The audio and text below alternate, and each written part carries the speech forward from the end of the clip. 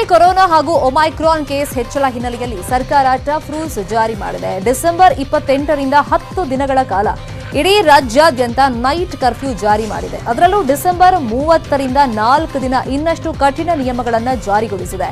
ಈ ಮೂಲಕ ಹೊಸ ವರ್ಷಾಚರಣೆಗೆ ಬ್ರೇಕ್ ಹಾಕಿದೆ ಸರ್ಕಾರ.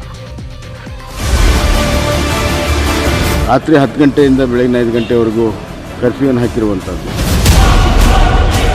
10 ದಿನಗಳವರೆಗೆ ರಾತ್ರಿ ಕರ್ಫ್ಯೂವನ್ನು ವಿಧಿಸಲಾಗುತ್ತದೆ. ಕೊರೋನಾ ಒಮೈಕ್ರಾನ್ ತಡೆಗೆ ಸರ್ಕಸ್, 10 ದಿನ ನೈಟ್ ಕರ್ಫ್ಯೂ ಜಾರಿಗೆ ಆದೇಶ, ಹೊಸ ವರ್ಷಾಚರಣೆಗೆ ಸರ್ಕಾರ ಬ್ರೇಕ್. ಸತತ 2 ವಾರದಿಂದ ಕೊರೋನಾ ಕೇಸ್ ಏರಿಕೆ ಕಾಣ್ತಿವೆ. ಜೊತೆಗೆ ಒಮೈಕ್ರಾನ್ ಕೇಸ್ ಕೂಡ ಹೆಚ್ಚಳ ಆಗ್ತಿವೆ. ಆದರೂ ಜನಕ್ಕೆ ಬುದ್ಧಿ ಬಂದಿಲ್ಲ. ಬೇಕಾಬಿಟ್ಟಿ ಓಡಾಟ ನಿಂತಿಲ್ಲ.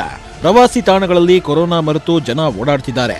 ಈ ನಡುವೆ ಕ್ರಿಸ್ಮಸ್ ರಜೆ ಇದೆ, ಜೊತೆಗೆ ಹೊಸ ವರ್ಷ ಬೇರೆ ಬರ್ತಿದೆ.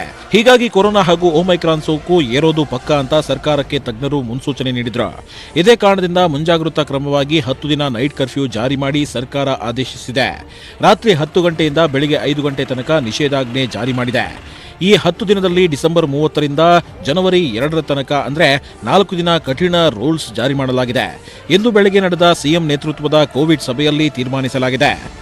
ರಾತ್ರಿ 10 ಗಂಟೆಯಿಂದ ಬೆಳಿಗ್ಗೆ 5 ಗಂಟೆವರೆಗೂ ರಾತ್ರಿ ಕರ್ಫ್ಯೂ ಅನ್ನ ಜಾರಿ ಮಾಡ್ತಾ ಇದ್ದೇವೆ. ಡಿಸೆಂಬರ್ 28ರಿಂದ 10 ದಿನಗಳವರೆಗೆ ರಾತ್ರಿ 10 ಗಂಟೆಯಿಂದ ಬೆಳಿಗ್ಗೆ 5 ಗಂಟೆವರೆಗೆ ರಾತ್ರಿ ಕರ್ಫ್ಯೂ ಅನ್ನು ವಿಧಿಸಲಾಗುತ್ತದೆ. ಎಲ್ಲ ಹೋಟೆಲ್ಗಳಲ್ಲಿ ಏನು ಆಸನಗಳಿದೆ ಅದಕ್ಕೆ 50% ಜನರಿಗೆ ಮಾತ್ರ ಪ್ರವೇಶ ಇದೆ ಅನ್ನುವಂಥದ್ದು. ಯಾವುದೇ ಸಾರ್ವಜನಿಕ ಸ್ಥಳಗಳಲ್ಲಿ ಬಹಿರಂಗವಾಗಿ ಹೊಸ ವರ್ಷದ ಸಮಾರಂಭ ಆಚರಣೆ ನಿಷೇಧ ಮಾಡಿದೆ. ಹಾಗಿದ್ರೆ ಹೊಸ ಕೊರೋನಾ ರೂಲ್ಸ್ ಏನೆಲ್ಲ ಅಂತ ನೋಡೋಣ. ಡಿಸೆಂಬರ್ 28ರಿಂದ 10 ದಿನ ನೈಟ್ ಕರ್ಫ್ಯೂ, ರಾತ್ರಿ 10ರಿಂದ ಬೆಳಗ್ಗೆ 5ರ ತನಕ ನೈಟ್ ಕರ್ಫ್ಯೂ, ಸಾರ್ವಜನಿಕ ಸ್ಥಳಗಳಲ್ಲಿ ಬಹಿರಂಗ ಸಭೆ ಸಮಾರಂಭ ನಿರ್ಬಂಧ, ಅದ್ಧೂರಿ ಹೊಸ ವರ್ಷಾಚರಣೆಗೆ ಸರ್ಕಾರ ಬ್ರೇಕ್. ಡಿಸೆಂಬರ್ 28ರಿಂದ ಜನವರಿ 2ರವರೆಗೆ ಟಫ್ ರೂಲ್ಸ್, 4 ದಿನಗಳ ಕಾಲ ಕಠಿಣ ನಿಯಮ ಜಾರಿ, ಬಾರ್ ಪಬ್ ಹೋಟೆಲ್ ರೆಸ್ಟೋರೆಂಟ್ಗಳಲ್ಲಿ ಟಫ್ ರೂಲ್ಸ್, 50%ನಷ್ಟು ಆಸನ ವ್ಯವಸ್ಥೆಗೆ ಮಾತ್ರ ಅವಕಾಶ. ಡಿಸೆಂಬರ್ 22ರಿಂದ ಸಭೆ ಸಮಾರಂಭ ಮದುವೆಗಳಿಗೆ ನಿರ್ಬಂಧ, ಕೇವಲ 300 ಜನರಿಗೆ ಮಾತ್ರ ಅವಕಾಶ. ಜನವರಿ 2ರ ಬಳಿಕ 100% ಸೀಟಿಂಗ್ಗೆ ಅವಕಾಶ. ಇನ್ನು ನೈಟ್ ಕರ್ಫ್ಯೂ ವೇಳೆ ಏನಿರುತ್ತೆ ಏನಿರಲ್ಲ ಅಂತ ನೋಡೋದಾದ್ರೆ, ತುರ್ತು ಸೇವೆಗಾಗಿ ಓಡಾಡಬಹುದು, ರೋಗಿಗಳು ಸಹಾಯಕರು ಓಡಾಡಬಹುದು, ಕಂಪನಿ ನೌಕರರು ಕಾರ್ಮಿಕರು ಓಡಾಡಬಹುದು, ಐಡಿ ಕಾರ್ಡ್ ತೋರಿಸಿದ್ರೆ ಓಡಾಟಕ್ಕೆ ಅವಕಾಶ, ಬಸ್ ಟಿಕೆಟ್ ತೋರಿಸಿ ಓಡಾಡಬಹುದು, ಗೂಡ್ ಸೇವೆಗೆ ಯಾವುದೇ ಅಡ್ಡಿ ಇಲ್ಲ, ಬಸ್ ರೈಲು ವಿಮಾನ ಸೇವೆ ಇರಲಿದೆ, ಕೆಎಸ್ಆರ್ಟಿಸಿ ಬಿಎಂಟಿಸಿ ಬಸ್ ಓಡಾಟ, ಅಂತರ್ಜಿಲ್ಲೆ ಅಂತರ್ರಾಜ್ಯ ಬಸ್ ಓಡಾಟ.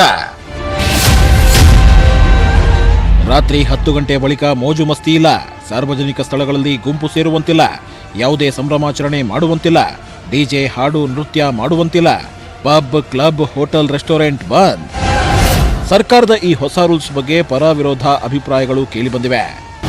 ಡಿಸಿಷನ್ ತಗೊಳ್ಳಿರೋದು ಅವ್ರು ಏನಿದೆ ಅಂದರೆ ಈ ಕರೋನಾಯಿಂದ ಪ್ರಿಕಾಷನ್ ತಗೊಳ್ಳೋದು ಚೆನ್ನಾಗಿರುತ್ತೆ.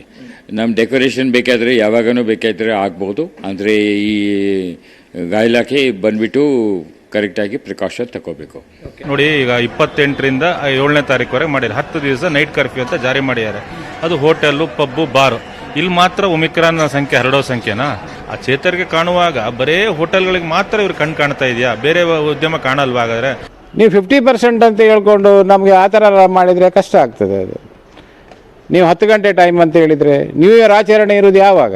ನೀವು 10 ಗಂಟೆ ಅನ್ನೋದು 10 ಗಂಟೆಗೆ ಕ್ಲೋಸ್ ಮಾಡಿ 50% ಕೆಪಾಸಿಟಿ ಅಂತ ಹೇಳಿದರೆ ತುಂಬ ಕಷ್ಟ ಆಗ್ತದೆ.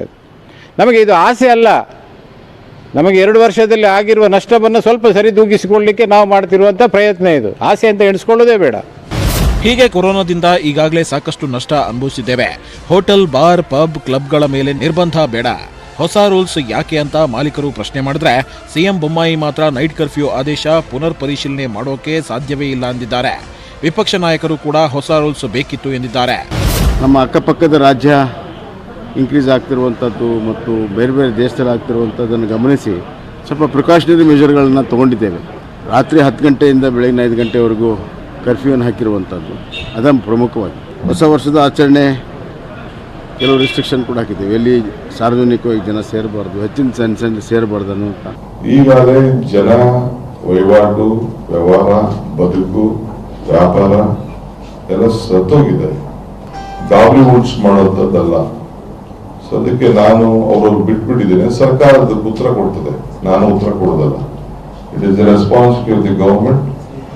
ಒಟ್ನಲ್ಲಿ ಒಮೈಕ್ರಾನ್ ಬಂದು ಈ ಬಾರಿಯೂ ಹೊಸ ವರ್ಷಾಚರಣೆಗೆ ಬ್ರೇಕ್ ಹಾಕಿದೆ. Bureau report, news 18 Kannada.